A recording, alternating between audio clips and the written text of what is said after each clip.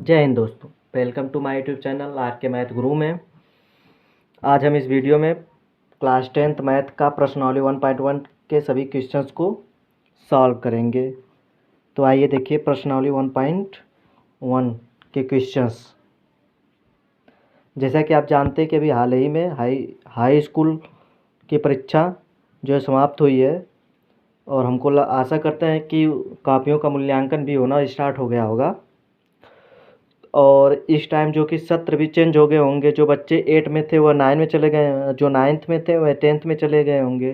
तो यह वीडियो जो 9th में थे अब 10th में चले गए हैं उनके लिए बहुत ही हेल्पफुल होगी। और यह मैथ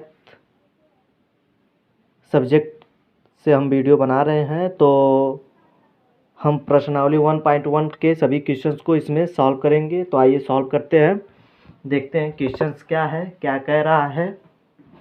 चलिए, इसमें पहला क्वेश्चन कह रहा है कि निम्नलिखित संख्या का एचसीएफ ज्ञात करने के लिए यूक्लिड विभाजन एल्गोरिथम का प्रयोग कीजिए। यूक्लिड विभाजन एल्गोरिथम, और चूंकि आप लोग एचसीएफ जानते होंगे, क्या एचसीएफ का फुल फॉर्म क्या होता है? Highest common factor. मान लीजिए प्रश्न संख्या 1 कह रहा है कि 135 और 225 का क्या करना है? एचसीएफ निकालना है। किस विधि से? यूक्लिड विभाजन एल्गोरिथम। तो एचसीएफ हाईएस्ट कॉमन फैक्टर होता है। कहने का मतलब यह है कि वह बड़ी सी बड़ी संख्या होता है जो इन दोनों को पूर्णतः विभक्त कर दे, वही क्या होता है? एचसीएफ होता है। अगर इन दोनों का वह बड़ी से बड़ी संख्या जो इन दोनों को पूर्णतः विभक्त कर दे, उसी तरह इसमें भी है, इन दोनों का वह बड़ी से बड़ी संख्या जो इन दोनों को पूर्णतः विभक्त कर दे। उसी तरह तीसरा भी है कि वह बड़ी से बड़ी संख्या जो इन दोनों को पूर्णतः विभक्त करते हैं, उसको हम क्या करते हैं? एचसीएफ कहते हैं। उसको क्या कहते हैं? एचसीएफ कहते हैं। तो आई होप आप लोग को एचसीएफ समझ में आ गया होगा। लेकिन अब ये यूक्लिड विभाजन एल्गोरिथम क्या है, तो आइए जानते हैं यूक्लिड विभाजन एल्गोरिथम। चलिए, हम यूक्लिड विभाजन एल्गोरिथम जानते हैं कि क्या है यूक्लिड विभाजन एल्गोरिथम। क्या है? यूक्लिड यूक्लिड यूक्लिड विभाजन एल्गोरिथम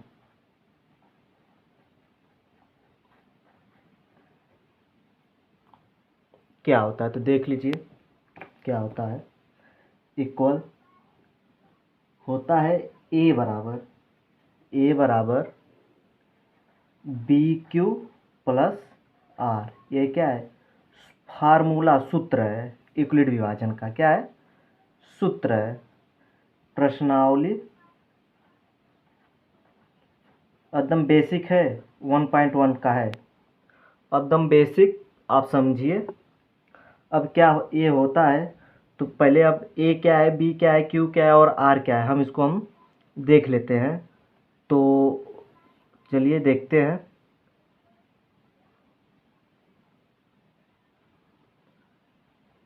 ए बराबर होता है भाज्य, बी बराबर होता है भाजक,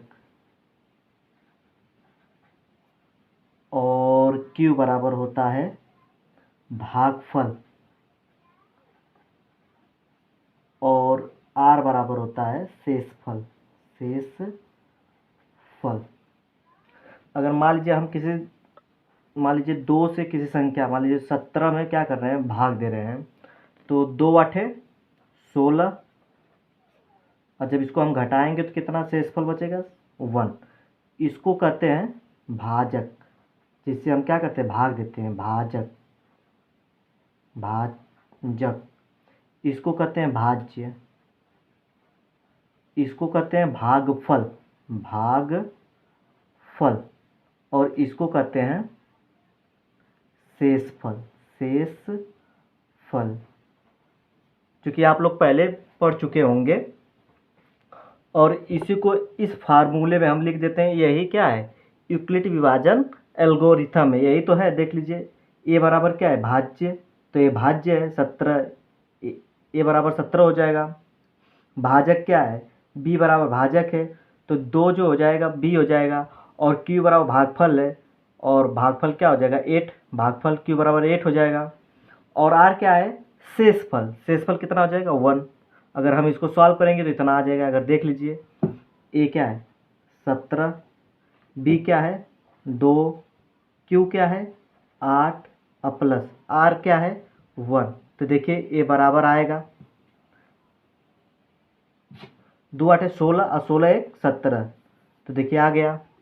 इसी को इस रूप फार्मूले के रूप में हमको लिखना है, यही क्या है एल्गोरिथम, यूक्लिड विभाजन एल्गोरिथम है यही। आई होप आप लोग को समझ में आ गया होगा।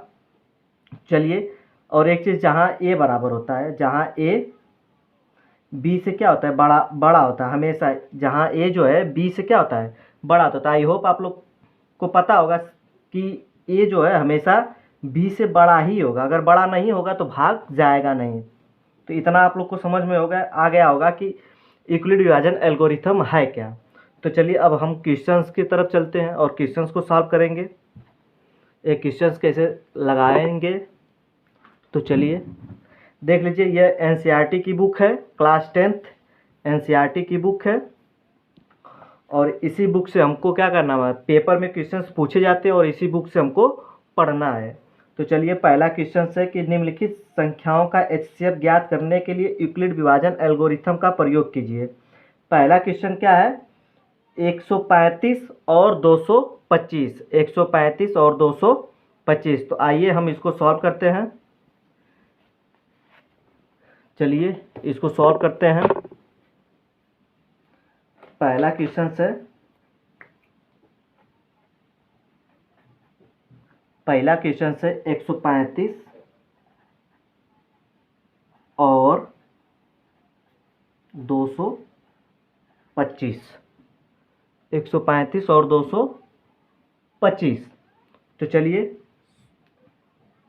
देख लीजिए इसमें ए क्या है। हम कहें कि ए हमेशा क्या होता है बी से बड़ा होता है, तो इसमें जो बड़ा है, जो सबसे बड़ी संख्या होती है वह ए होती है। तो ए बराबर हो जाएगा 225। हल कर रहे हैं, ए बराबर हो जाएगा 225 और बी बराबर हो जाएगा 135। तो चलिए भाग देते हैं, क्योंकि आप लोग पढ़ चुके हैं भाग विधि से, इससे तो बस वही करना है। 135 से भाग देंगे किस में 225 में, 135 से 225 में भाग देंगे तो देखिए कितने बार में भाग जा रहा है 135 से कन्नम 135, 135 दूना के 270, 270 ज़्यादा हो जा रहा है, एक बार में भाग लेके जाएंगे। तो 135 से कन्नम 135, इसको घटाएंगे तो 0, 12 में से 3 जा 9, 1 में से 1 जा 0। अब देखिए, अब इस 135 को अब किससे हम भाग देंगे 90 से भाग देंगे। तो हमने 135 यहाँ पर लिखा, अब 90 से भाग देंगे तो 90 का 90, और 90 दूना के 180, 180 ज़्यादा हो जा रहा है तो एक बार में ये भी जाएगा, तो कितना 90 होगा। अब घटाएंगे तो 5 और 13 में से 9 जा 4। अब इस 45 से किस में भाग देंगे 90 में भाग देंगे, तो 45 दूना के 90 क्या है 45 दूना के 90।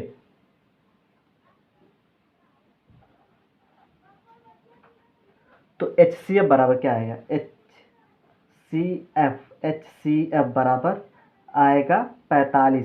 लेकिन यह भाग विधि है,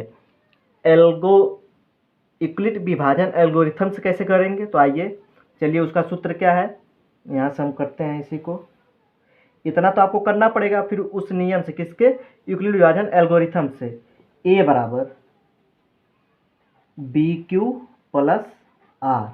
अब देखिए ए बराबर क्या है 225 बराबर बी क्या है 135 गुणे क्यू क्या है 135 गुणे क्यू क्या है 1, अब प्लस आर कितना है, आर कितना है देखिए शेषफल कितना है 90। तो एक स्टेप ए हो गया। अब दूसरा स्टेप क्या हो गया ए बराबर 135। देखिए अभी ए बराबर ए है 135 है, अब b बराबर क्या होगा 90 अगुड़े q बराबर 1 अब प्लस शेषफल कितना आया है, शेषफल कितना आया है 45। अब देखिए अब एक स्टेप और गया है, a बराबर क्या है 90 बराबर b बराबर 45 गुणे भागफल कितना है 2 अब प्लस शेषफल 0।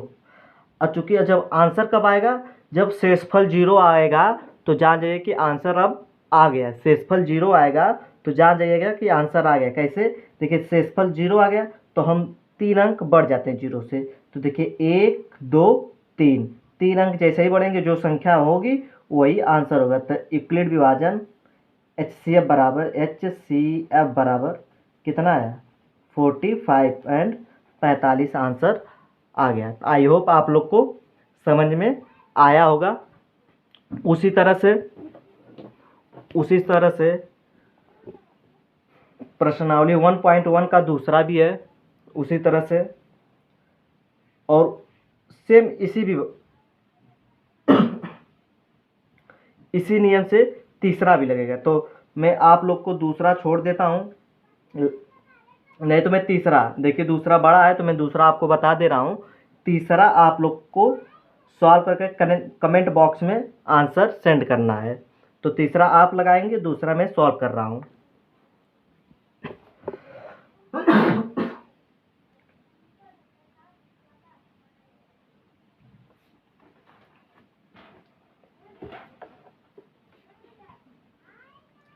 चलिए दूसरा क्वेश्चन करते हैं। दूसरा क्वेश्चन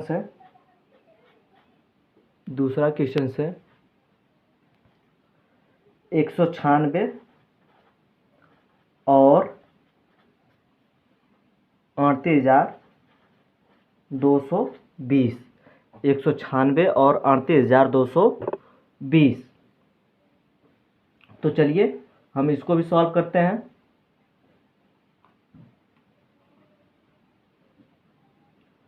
क्या करते हैं, हम इसको सॉल्व करते हैं। तो चलिए हल करते हैं। यही विधि भाग विधि से ही करना है। ए बराबर कितना आएगा, जो बड़ा है उसको हम लिखेंगे ए बराबर 38,220 और कामा बी बराबर क्या है 196। बी बराबर क्या है 196। तो चलिए अब करते हैं सॉल्व। 196 से भाग देंगे किस में 38,220 में, भाग दीजिए। एक बार में जाएगा 196 करना में 196, इसको माइनस करेंगे कितना आएगा 12 में से 6 जा 6 बचा 7, 17 में से 9 जा 8, यहाँ बचा 2, 2 में से 1 जा 1,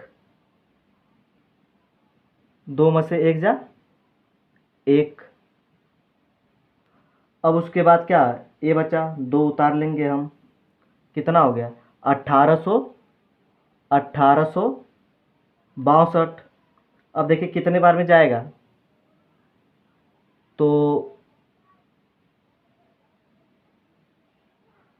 1862 को काटेंगे किसे, कितने बार में जाएगा 9 बार में लेके जाइए। देखिए कट रहा है 9 छक्का 54 को 4 हासिल 5 का, 9 9 81 5 86 को 6 हासिल लगा 8 का, और 9 1 9 9 और 9 8 17, 9 8 17, 9 8 17। अब इसको हम घटाएंगे तो 12 में से 4 जाए 8, बचा 5, 15 में से 6 जा 9, 15 में से 6 जा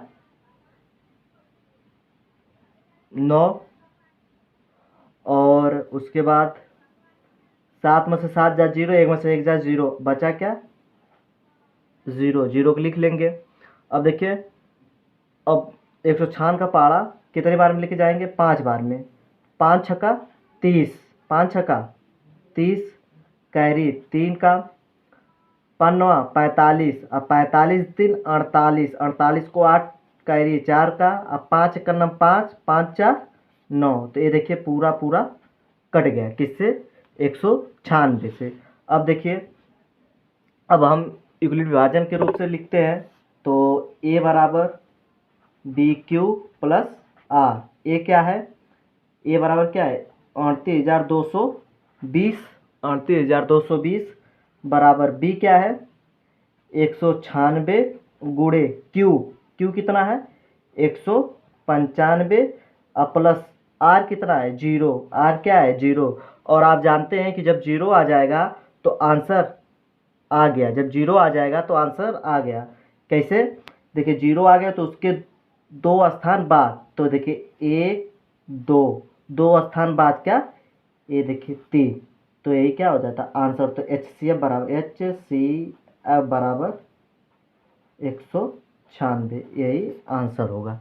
तो आई होप आप लोग को समझ में आया होगा। और इस प्रश्नावली का प्रश्न पहला का जो तीसरा क्वेश्चन, प्रश्न पहला का तीसरा क्वेश्चन आप लोग लगा कर लाएंगे और इसका आंसर कमेंट बॉक्स में करेंगे। तीसरा क्वेश्चन देखिए, इसको लगाकर आप आएंगे। तो आई होप आप लोग को ये क्वेश्चन प्रश्नावली 1.1 का प्रश्न 1 के सभी क्वेश्चंस अच्छे से समझ में आ गए होंगे। अब हम चलते हैं क्वेश्चन नंबर 2 की तरफ। चलिए प्रश्न नंबर दूसरा देखते हैं क्या कह रहा है। कह रहा है कि दर्शाइए कि किसी भी धनात्मक विषम पूर्णांक 6q प्लस 1 या 6q प्लस 3 या 6q प्लस 5 के रूप का होता है जहाँ q एक कोई पूर्णांक हो। जहाँ q क्या है? कोई एक पूर्णांक है। तो हमको क्या करना है? सिद्ध करना है क्या कि कोई धनात्मक विषम पूर्णांक जो है PQ प्लस 1 या 6Q प्लस 1 या 6Q प्लस 3 या 6Q प्लस 5 के रूप का होता है। तो सिद्ध कीजिए। तो चलिए हम लोग इसको सिद्ध करते हैं। तो क्वेश्चन से देख लीजिए एक बार और कि दर्शाइए कि कोई धनात्मक विषम पूर्णांक 6Q प्लस 1 या 6Q प्लस 3 या 6Q प्लस 5 के रूप का होता है जहाँ Q कोई पूर्णांक है। तो चलिए हम इसको सॉल्व करते हैं। प्रश्न नंबर दूसरे को सॉल्व करते हैं।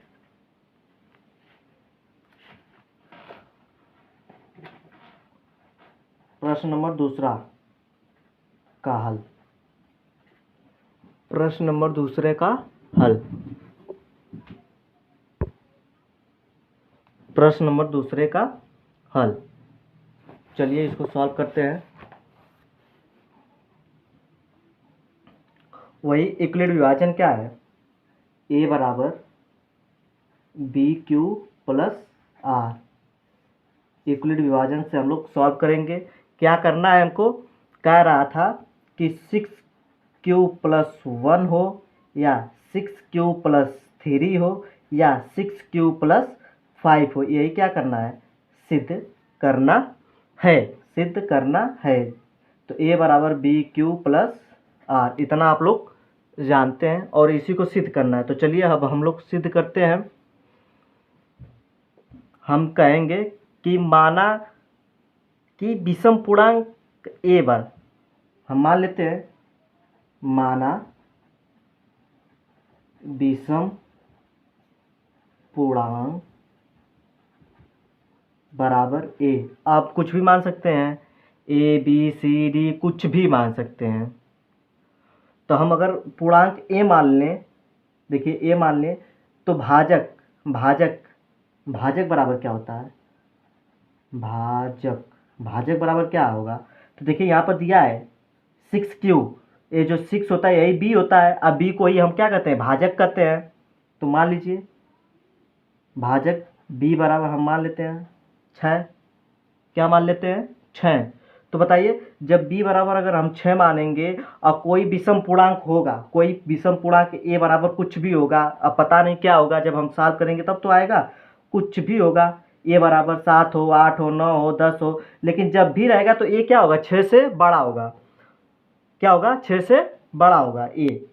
तो भाग क्या? शेषफल बराबर क्या होगा फिर?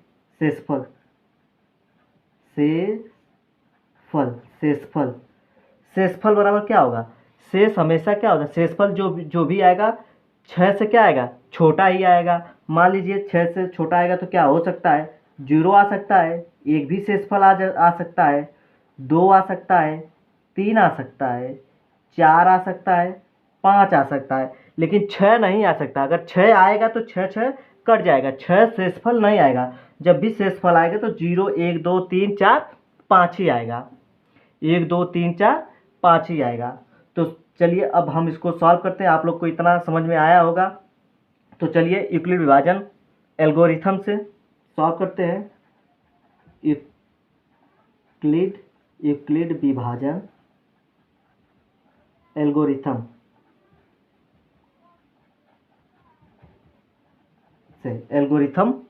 से यूक्लिड विभाजन एल्गोरिथम से। तो चलिए a बराबर बी क्यू प्लस आर, मान लीजिए कि जब r बराबर हम 0 लेंगे, तो a बराबर क्या होगा, तो b बराबर हमने क्या मांगा 6 q लिख देंगे, प्लस r बराबर क्या है, r 0 है तो हमने 0 लिख दिया, तो a बराबर क्या आया 6q आया, 6q आया। तो क्या 6 क्या है, सम है कि विषम है। अगर मान लीजिए अगर q बराबर हम 1 रख दे तो 6 का नम 6, अगर 2 रख दे तो 6 दूना के 12, 3 रख दे तो 6 त्रिक 18। तो जो भी संख्या आ रहा है क्या आ रहा है, सम में आ रहा है, तो ये क्या है सम, क्या आया सम आया। चलिए और हम करते हैं, जब r बराबर 1 रख लेते हैं, जब r बराबर 1 रख लेते हैं तो बस वही विधि, a बराबर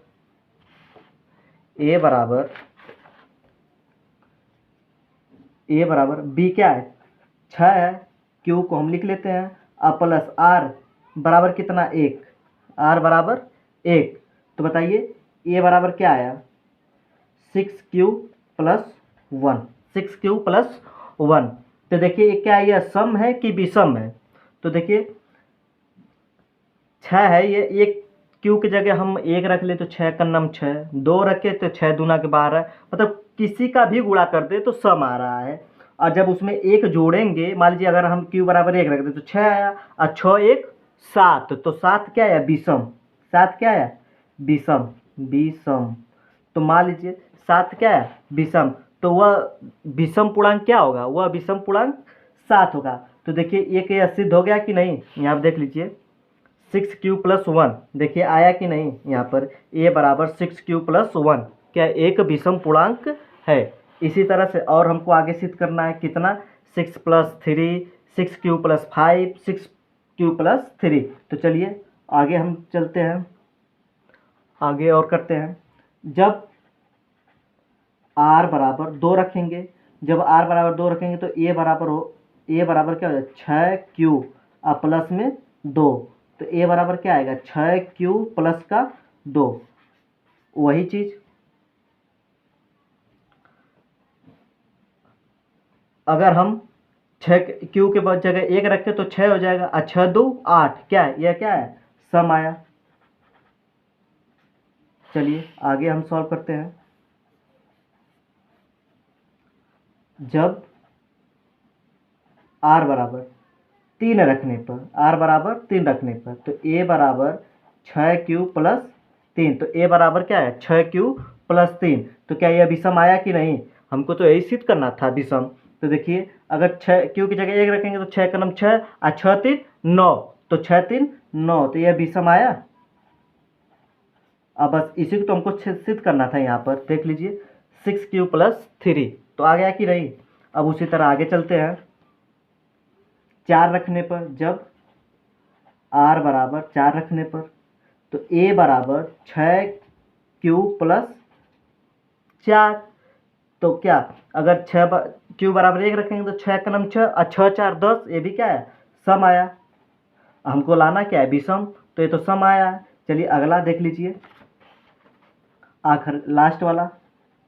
जब r बराबर 5 रखने पर, तो a बराबर क्या होगा 6q प्लस का 5। वही अगर q बराबर 1 रखेंगे तो 6 और 6 5 11, चूंकि यह 11 क्या है विषम, तो यह विषम आया। तो सिद्ध हुआ a बराबर 6q प्लस 5, देखिए 6q प्लस 5। आई होप आप लोग को समझ में आया होगा, क्योंकि हमको सिद्ध करना था, यह सिद्ध हो गया। और मुझे जहाँ तक लगता है कि आप लोग को अच्छे तरह से समझ में आया होगा। चलिए अब हम लोग प्रश्न नंबर तीसरा सॉल्व करते हैं, देखते हैं प्रश्न नंबर तीसरा क्या कह रहा है। चलिए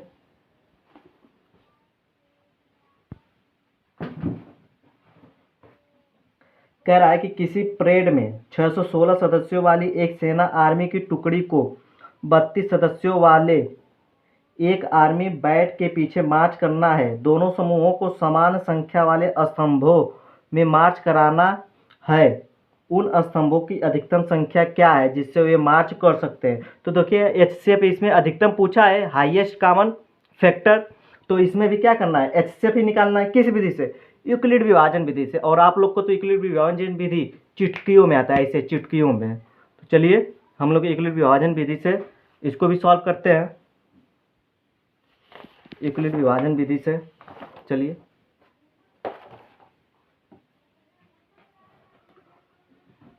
क्या है, कितना कह रहा था, प्रश्न नंबर तीसरा, प्रश्न नंबर तीसरा कह रहा था कितना है, 600 कितना था, 616, 616। और कितने पंक्तियों में करना था, कितने पंक्तियों में करना था, इसमें दिया है 32 सदस्यों वाले पंक्तियों में करना है। तो बोल रहा था कि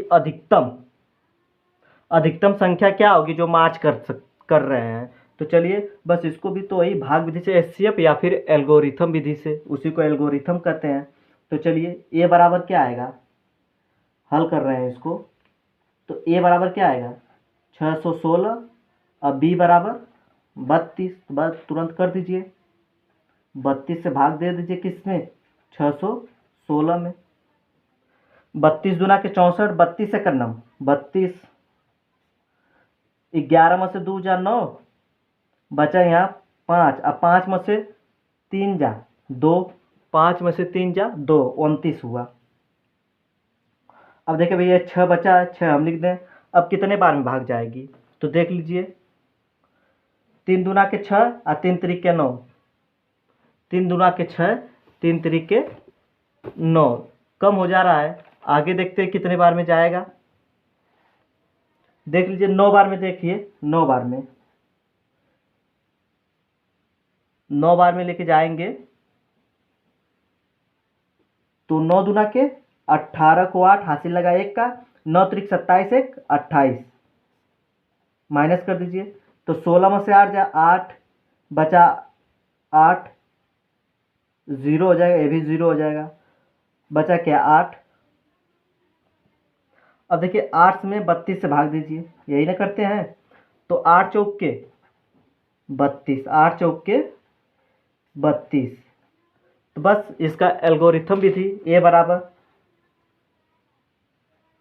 बी क्यू प्लस आर। तो ए बराबर क्या होगा, 616 बराबर बी क्या है, बी क्या है 32 गुणे क्यू कितना है 19 और प्लस शेषफल कितना है, शेषफल कितना है 8। अब अगला एक स्टेप और गया है ना, देख लीजिए अगला क्या, ए बराबर 32, बी बराबर 8 और गुणे आर बराबर क्या है, आर बराबर क्या है 4 है, और शेषफल नहीं, क्यू बराबर 4 है और प्लस में शेषफल क्या है 0।